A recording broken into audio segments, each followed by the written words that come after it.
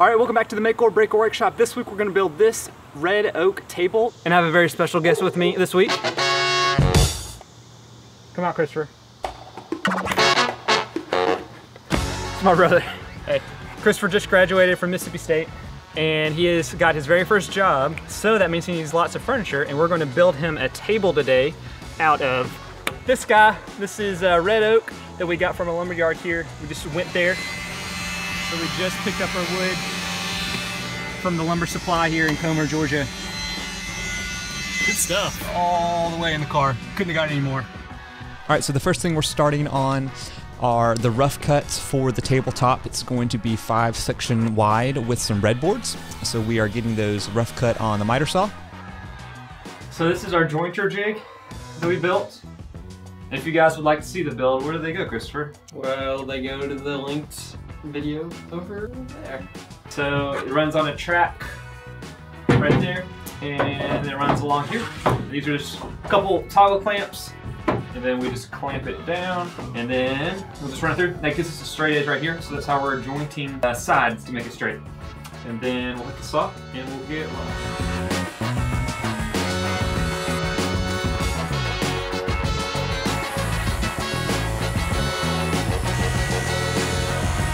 All right, so we've got this cut down, we jointed the edges, and now we're going to cut this flat and smooth. To do that, we have another jig. This gives it a flat surface that it's going to reference off of, so this gets flat. And so when it goes through, eventually we're gonna be left with a flat surface here, then we can just flip it over and run it through. So we've got a bunch of these we gotta do, so we're gonna knock this one out. Once we had gotten the boards flat on both sides, we took it back to the table saw and we actually resawed it in half to give us the final thickness for the tabletop. And we were able to get 2 boards out of one of these. This is the design we're going with like the cool racing stripes. These are actually the same, cut from the same board. So these are like that, and then when we split it, they open up like that. So we tried to keep those matched up, and these two actually are from the same board too. That's what we're keeping on the end. We have this doweling jig. It's pretty cheap, probably 20 bucks. It gives you different size holes. And this is a guide for our drill bit that we have in there. And so this is gonna clamp on. So Chris was gonna put it in the spot that he wants it, and then he'll draw a line on one of the sides so we know where to put it on the other side. Then we got a flag on our drill bit so we know we don't go down super deep. And so then we'll drill it in.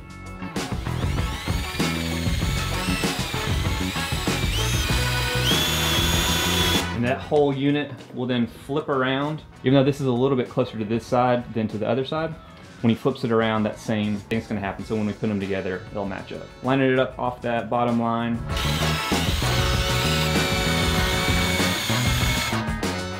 So we've got our top, and now we're gonna glue this thing up. We put some butcher paper down on the top so the glue won't drip down. We've got all of our dowels cut, and what we're gonna do is drop a little bit of glue on each of our dowels, then run a bead of glue down this, and then clamp the thing up and let it dry overnight, and then we should be good on our top. So the camera cut out while we're doing that glue up. So this is starting to bow up, and so we clamped a straight edge down. All right, so my brother is gone now, but we've got the top pretty much assembled. We did breadboard ends to keep the wood movement down. All right, so you can see the top. This is the tongue section that we are cutting out right now with the router. And then this is the groove on the breadboard end. I left a little bit of a gap there, so as the wood expands, it's got some room. I actually left a little bit too much. We're gonna kind of cover that up with some putty here so you don't see that gap. And this right here is an example of one of the pins that we put into the breadboard end. This pin and the actual tongue section inside is offset just a hair, about a 1/16 of an inch, so that when we hammer this in, this whole breadboard end kind of got sucked into the rest of the table. Now our next step is we're gonna take a number 4 hand plane, and then we're going to plane this down, get this real smooth, do a final sanding on it so that we can prepare it for finish. With the top finished, now we're moving to the base. We are milling down the legs as well as the aprons. One thing you can do is leave a pencil mark down the entire piece of wood that you're planing, and once that mark goes away, you know that you've removed material across the whole piece and you've got it pretty flat and smooth. With those pieces milled on the planer, now we're going back to that jointer jig. and we are cutting off the sections to give us a square edge that we can then reference off of and cut down on the table saw. We've got our table legs cut. We are going to join them together with the aprons with a mortise.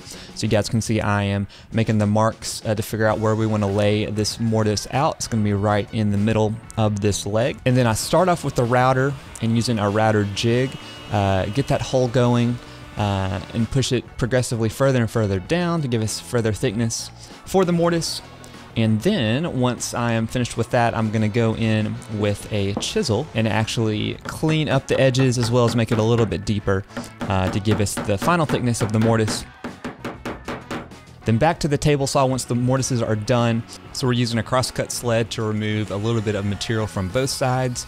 We're gonna keep flipping this over back and forth and kind of test fit it until we get a really snug fit into the mortise. Then once we have that, we gotta cut off a little bit of the shoulder so this actually fits inside of the mortise. Just using a dovetail saw, cutting it all the way to the base, and then coming in from the other side to notch this out. Also using the chisel to kind of help start those cuts to make sure I get it straight going in. Then with all the pieces cut, we are moving to a dry fit, and there was actually a lot of trial and error, making sure we got all of the mortises and the tenons fitting right. So there's a lot of back and forth that you guys don't see, but once we get this all snug and fit, we're gonna move to actually gluing these together and then dropping it into clamps and letting it dry overnight. So as this build was going, I had the table all put together, the base. I was about to put on the first coat of finish, and I noticed that I actually had made this about 3 inches too short. So when you sat down, it was super low. I didn't want to just add another 3-inch section at the bottom because you could definitely tell the wood grain looked a little bit different. So what you guys can see right now is I actually turned a piece of oak on the lathe. So I took a pencil to mark out the different sections to make sure all 4 were going to look pretty similar. Then I used a bowl gouge as well as a skew chisel to work on getting the different thicknesses. And then I actually wound up taking a pair of calipers, using the piece that I had already done to make sure I had the right thicknesses between all 4 pieces. In the end, some of them are a little bit different, but it's really hard to tell. And the calipers really help to make sure you get the right thickness between multiple pieces that you want to look the same. And then I took a piece of sandpaper, sanded the whole thing down while it was on the lathe and turning, which made it really easy to get it pretty smooth. Took it back to the table saw on the crosscut sled to mark off the bottom. Then with the table upside down, I just glued them down and clamped them overnight. I also wanted to use a layer of walnut to help separate the 2 sections of grain, and so I cut miters on the strips of walnut and then glued them between the bottom of the leg and the section that I had turned to help make it not as noticeable that there were 2 different pieces of wood because I had messed up.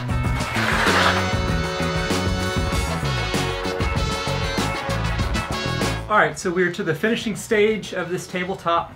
Basically, I'm doing 4 coats of this General's Arm and Sill oil and urethane top coat, which is working really well. And all I'm doing is I am applying it with this brush. I'll coat it on and then come back and kind of smooth it out with the grain and then let it dry for about 24 hours, 12 hours or so, and then come back and sand it down with about a 300 grit and then reapply. I'm gonna do that 3 different times on both sides of the top as well as the base. And then the very last coat, I'll do just a little bit real thin to make it really smooth and glassy there at the finish. It's just one product, super easy to use. And so we're gonna get rolling and add some more coat to it.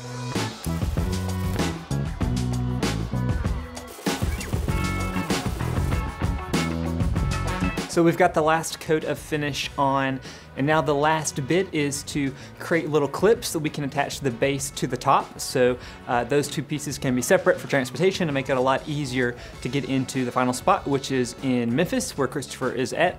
To do that, I basically cut some grooves into the base, and here's a picture you can kind of see with the little clips, wooden clips inserted, and then all you'll do is you'll drill a hole through the bottom of this clips into the top real easy. There's some metal versions of these, but instead of going to the store, I just made some quick ones out of the oak that we were already using. All right, so you guys can see the finished shots of the table. This thing was a blast to put together. Learned a ton of stuff. First time doing a lot of traditional joinery, which is really fun. I'm looking forward to the next project. All right, would love to know what you guys think. Leave a comment below with some of your favorite ways to build a table, or if you guys have any questions, make sure and drop that. And if you like this video and what's going on, make sure and give me a big thumbs up. That would be awesome.